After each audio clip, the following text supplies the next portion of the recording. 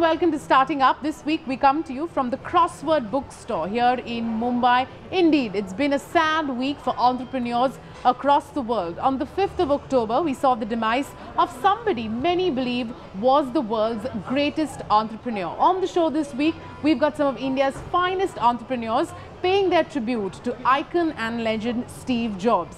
That and a lot more coming your way over the next half hour. On the show this week, it's the biggest blowout Indian startup success story of our time, an exclusive with Naveen Tewari of InMobi. I don't think we planned it to be this big at all.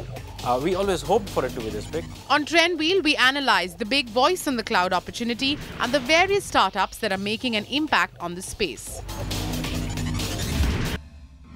Now, this one's a firm that's rumored to be valued in excess of $900 million.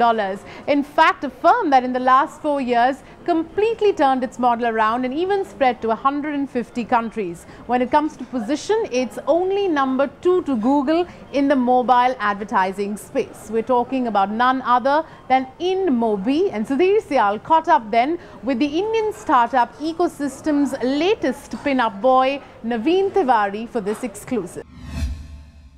Hello and welcome to this Starting Up special with, in many ways, the pin-up company, the pin-up boy of the Indian startup ecosystem, Naveen Tewari. Naveen, congratulations on the $200 million funding. Thank you. Naveen, take us through it. I mean, everyone's talking about it. Take us through how the SoftBank deal really happened. We've been we've obviously been in discussions with them, and we felt when we met them that these guys really understood the space very well. When you meet the team, and obviously we've spent a lot of time with the team. We really enjoyed their entrepreneurial ambitions, their aggressiveness, and their belief in the space that we're in. And when they looked at this and they said, look, this is a multi-billion dollar space, and you guys are doing outstanding work in this space, and you have a you're spread across multiple parts of the world. This is the place that we really want to play in. Sure. It just seemed like a great fit. Rumor mill has it that Masayoshi Sen, he doesn't necessarily ever take less than 30% in the company. So is it fair to say that InMobi's current valuation is about $600 million? Well, we're not talking about valuations at all here. Valuations are one thing. I think the more important to us was that... but is that in the region, Naveen? Again, I'm not going to comment on that at all. The rumor mills are great. They can continue to happen, and we love that, and we're going to promote it. Going back in time, right? So InMobi is a fantastic story. Today you're in 165 countries, over 50 billion ad impressions per month. You reach out to 350 million people, if I'm not mistaken. But a lot of people in India at least still don't know what InMobi does, right? Yeah. I'm sure you come across this time and again. And the reason why people don't know, maybe don't know InMobi that well, is because we work at the back end. Sure. What we do is we basically help the mobile internet ecosystem exist. Now, the way it very simply works is that, once you're using your phone, you use a lot of applications on it. There are thousands of application developers out there in the world who basically create these applications. But how do these guys make money? They make money 2 ways. Either you as a user pay them some money, or advertisers pay them some money. What we do is we kind of sit in the center of the advertising world and these developers, and we basically put ads onto these applications in a very targeted manner, in a very scalable manner, which allows these guys to generate revenue. A lot of people don't know, Naveen, that the company started off as Mcube, right? Yeah. And mobile search on SMS. Take us back to that stage. Why did you look at Mcube, and what opportunity do you really see? The journey was very simple. The journey was, coming out of business school, the idea was that, look, I think the world is going through this fantastic change, and I felt that we should try and do something on my own. And as it happens, you bump into a few people that you really enjoy, and you say, look, these are the guys that I would love to be with, and those are my co-founders today.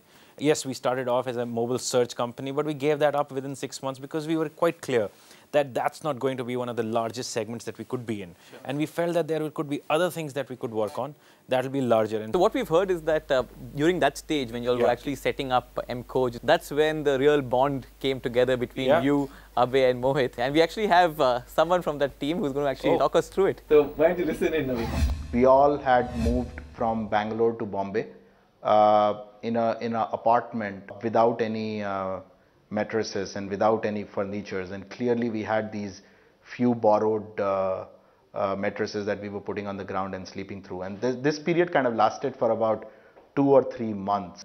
All of our families were away from us, And here was this bunch of three quasi-bachelor guys now into an apartment with the dream in their eyes. That period is what I think set us together. The three quasi-bachelors? Well, it was really getting off the ground. Huh? Steve Jobs was a garage. For Naveen Tewari, it was a mattress in an unfurnished apartment. Mcube got off to a rocky start, and there was one point of time when you'll realize that, hey, you know, Mcube might not be it, and it took you all, I think, about 6 to 8 months to come to that decision, right? Yeah. So we spoke to someone from your team who told us when that tipping point really was. Sure. We had actually sponsored the whole monsoon hangama event, which happens at InOrbit, and we had actually sponsored that event. We had paid quite a sum of money to be the lead sponsor. And after five days of active involvement and a lot of marketing and a lot of strategy and a lot of operation support behind it, we kind of realized that the uptake of this within the user community is not as much as what we anticipated it to be. So Naveen, you remember that event, Monsoon Hangama at InOrbit? That was the, that was the cutting event. So we were having our doubts on the business model, sure. But that event and the non-event. The non-event, exactly. It was a little rainy and it was a little monsoon event, and that didn't really, turn out the way we wanted it to be, sure. Or we expected it to be. Who mustered the courage to go up and tell the Mumbai Angels all of this? Well, it was my responsibility as the CEO. It was my responsibility. So how did that meeting go? Actually, we have someone who's going to tell us exactly how that meeting went. Whoa! So have a look at this. I remember a meeting where Naveen came in and said, we don't think it's quite happening. We said, what do you mean? Said, no, this just seems too ambitious and too large. It's almost like boiling the ocean. We think we may have something that we can instead launch. We were absolutely shocked, and he said, we want to do mobile advertising. I don't think we were absolutely convinced at the board meeting. We said, okay, you sound very convinced about it, or at least giving this a shot. But the most important fact was that we had thought that, okay, if something was not working, then something else had to be tried. There was very little to lose. That was quite a defining moment, but I still remember walking out of that meeting thinking, all right, the first investment, angel investment that I made in India is probably a write-off. So Naveen, probably a write-off? And I'm glad Praveen is not right on this call. Naveen, the next tipping point in many ways was when you saw some traction within InMobi and you took off on a flight, right, to Silicon Valley to raise some funding, right? And a lot of people thought that expense itself was something the company couldn't afford, right? And we actually have an interesting anecdote from one of your co-founders. So why don't you listen to this? Cool. I remember the day Naveen went to Silicon Valley to raise some fund, and we were hoping that basically we should be able to raise some money with some tier 2, tier 3 investment. And when he called us and he said, we are being funded by Kleiner Perkins, pretty much I think that day we all knew that this was the hardest part. Since that day, we never thought anything less than of a multi-billion-dollar company. So Naveen, what was that meeting really like with Ram? I was basically looking at that as a meeting to say, look, this is a great opportunity for me to just be in front of a legend. And it was funny because I think it was 20 minutes into the meeting, and he said, look, I get it. Close the presentation. We're going to fund this. Tell me the execution plan. And there I am, as 3 months into funding. Nobody has said this to me. Shell-shocked. Shell-shocked for two things. One, he has said we're going to fund this. Second, he's asked me a question which I have no answer to, which is what's the execution plan? I don't have an execution plan because I've been trying to figure out how to pay my bills. So Naveen, what was the execution plan then? Because one big part of your execution plan was that, hey, we're not going to the US, we're going to other countries. Our thought process was that we could either go and do this business in US, which is a fairly, competitive market. Well, competitive market and a very natural choice. The second one was that, look, if we are true believers in the space and we truly believe that mobile internet is going to be used by people, that means it will certainly be used by people who do not have PC, which means the emerging markets will be a huge growth area. And therefore, our first hypothesis was, let's not go to US, let's go to emerging markets. And therefore, we targeted Southeast Asia, South Asia, and Africa as our key markets to focus on. Today, you're the #2 largest mobile ad network, and your plan is to become #1 clearly, right? Yeah. And you're taking on the two biggest boys in the technology world, right? Yes. Google and Apple, Yeah. right? And most people might think you're crazy to be actually taking them on, right? So what were some of the views you got while taking on Google and Apple? Because in many ways, they own the ecosystem you're playing on. Well, that's correct to a certain extent, but I think, you know, some of the things that are important to understand in this ecosystem, which are the nuances of it, is one, that this space is very large. Second part is, you know, some of the large companies that you mentioned, they have many things to do. Right. This is not their core area of focus. Sure. For us, this is our day in and day out. At least 70% of your ads show up on Android or Apple handset. They are your two biggest competitors as well. Sure. Was there a fear when Apple launched iAd that they would stop all advertising from other players, from other third-party players? Or how do you react to thoughts like that? Right. So, look, I don't think the operating systems own this. I think each of these companies have a much larger vision and goal. And what they're looking to do is to, you know, kind of grow the ecosystem. That's when they all gain. Right. Which means that this ecosystem is controlled by the developer. Right. And each of these companies are very clear that what they need to do has to be right for the developers. Sure.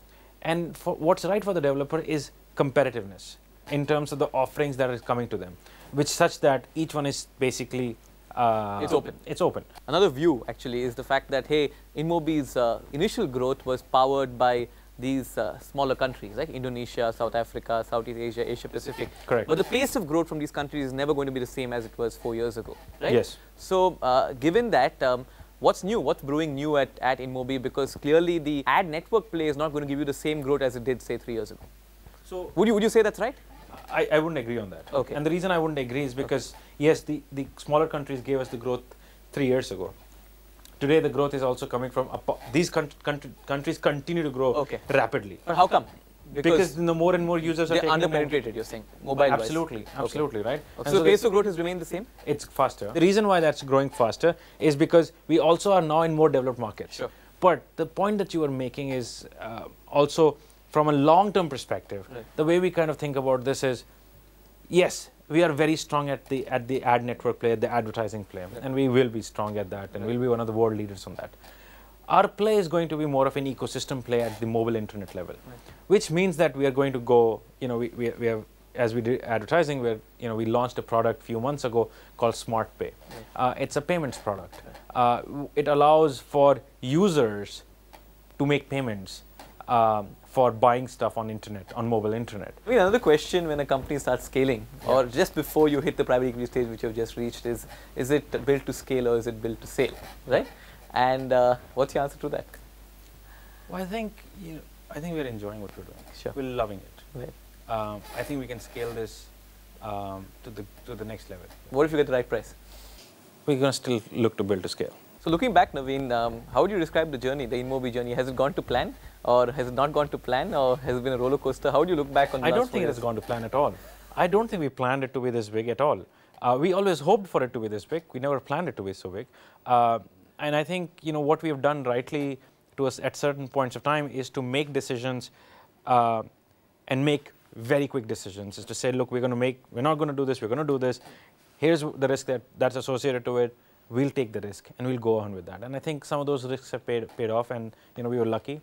And the market, frankly, has supported us. You know, I would say yes.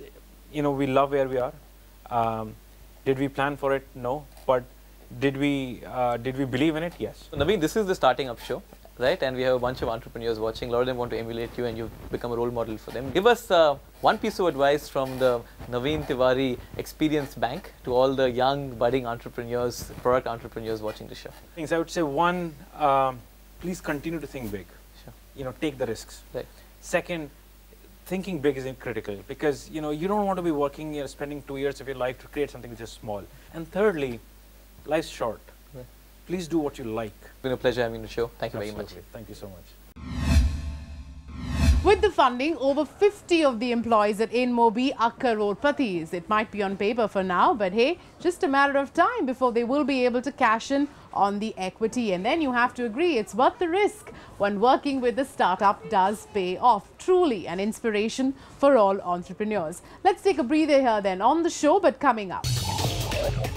The big voice on the cloud opportunity, we analyze the trend and explore the different plays.